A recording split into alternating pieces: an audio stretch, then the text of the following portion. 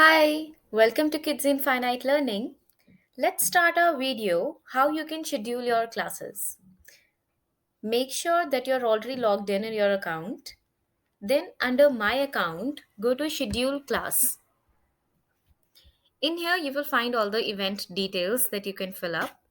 The first thing we have to fill is class title. Make sure that you choose any catchy name for it because this is going to be the title of your class. I'm going to do this class in parts, so that's why I'm providing a number as well. It's completely up to you if you want to provide it. Next thing comes as pictures. You can add pictures, some images in here, that ones that you're going to use in your class as a reference part or any practice activities. You can provide the images in here. Once you are done with adding the images, then you can select the class category. Class category means in which category does your title falls.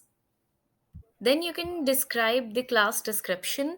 In here, make sure that you provide as much information as you can about the class or what exactly you are going to teach in here.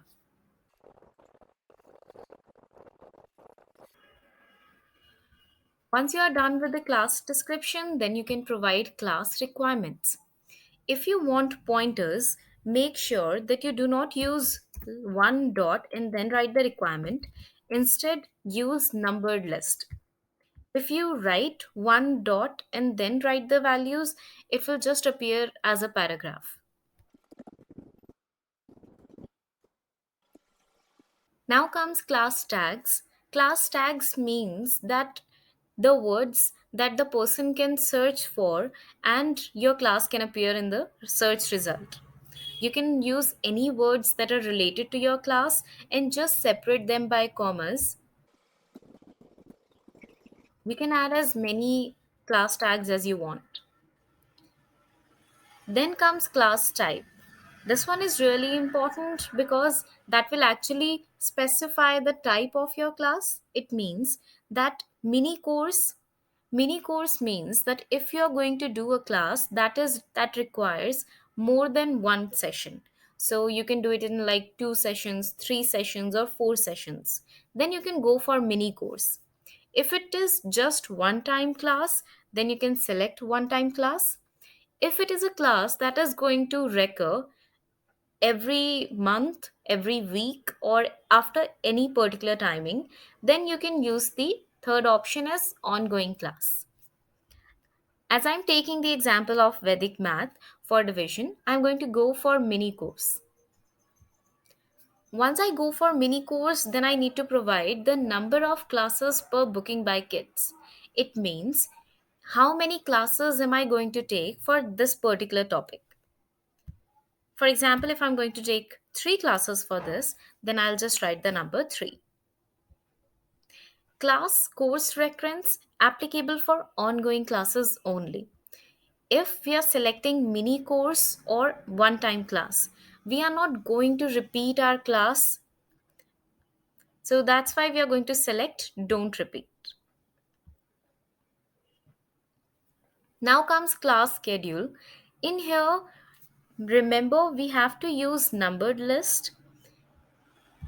Once we are using numbered list, then you can simply copy paste this exact format. This will actually help parents to understand that when your classes are going to occur. Then you can make changes right in here. You can change the day, date, all the information that you can provide,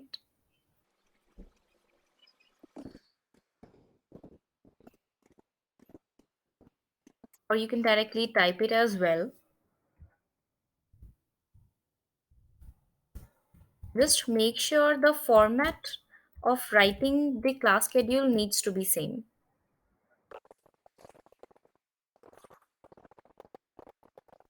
Once I'm done with this, then comes start date of first class. Now, start date of first class is going to be the exact same that I've written in the first one. So it is going to be the 1st of November. And start time, that is going to be 1 p.m. Then comes end date of the first class. We are talking about the first class only. So start date of first class and end date of first class are going to be exactly same. It is going to be different only in one case. Suppose you're starting the timing on 11:45 p.m. and the end time is going to be 12:30 or 12:15 a.m. Only in that case the start date and end date are going to be different. In rest of it, it is going to be exactly same.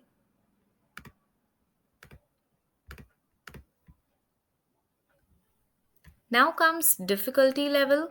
In here, we have to provide the difficulty level for the kids that you're going to take class for. And then comes suggested minimum age and suggested maximum age. Why it is suggested? Because it's not compulsory that kids who fall under this age bar, they can only attend your class. Anyone can attend your class.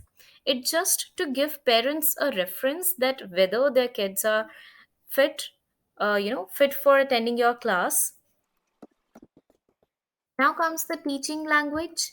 In here, you can select the language that you're going to teach in. And then comes reference video URL.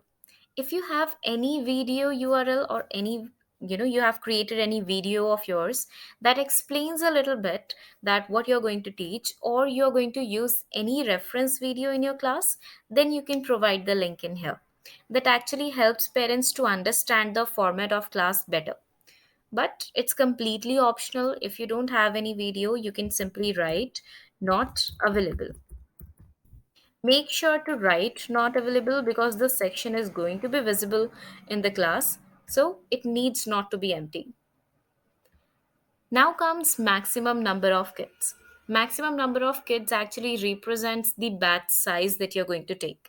It means what is the maximum number of kids that can attend your class.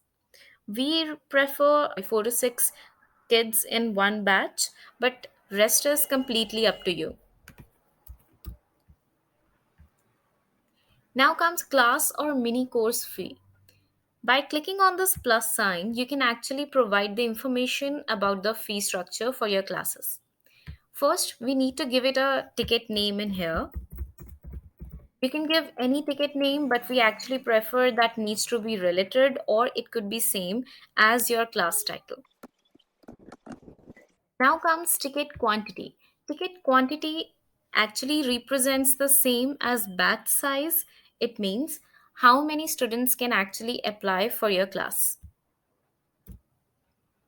Now, ticket price represents the fees of one student. It means if you're taking, suppose, 50 rupees per student and the ticket quantity is 4, then the entire fee for one particular session is going to be 200 rupees.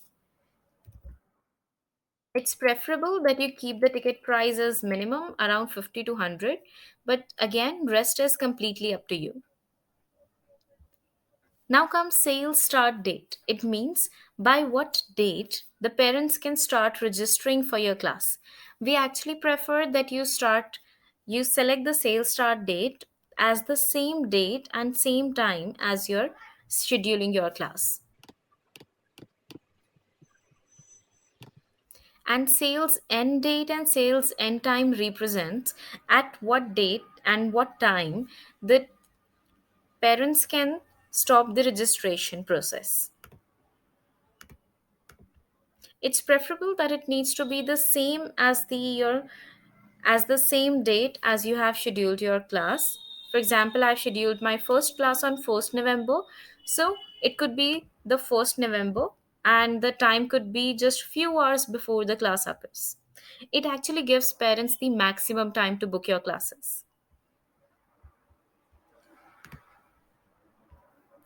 Make sure that you do not click on class or mini course fee again, and make sure that you do not change anything under settings. Once we are done with this, then comes class booking deadline. It means by the end, the parents can stop registering for your class, but it's preferable that you keep it empty. Now comes organizer's detail. Organizer's detail means the profile that you have created for this particular category.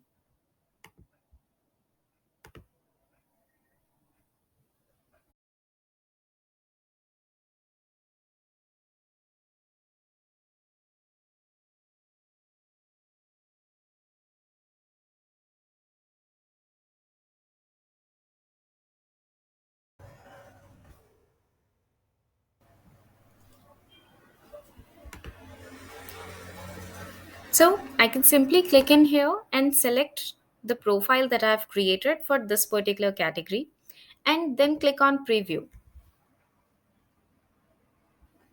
Once I click on preview, I can see all the details that I have entered in the same format that is going to be visible on the parent's end.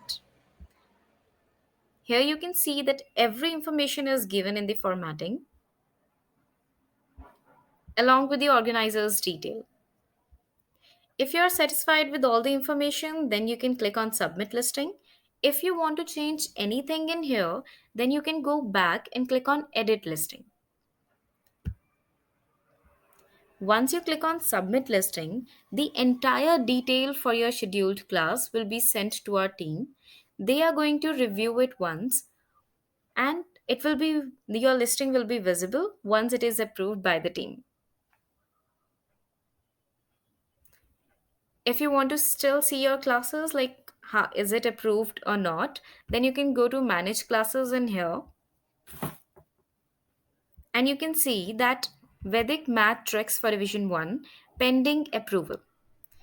Once it is approved, then the title will change into the hyperlink. You can click on it and see the entire detail again.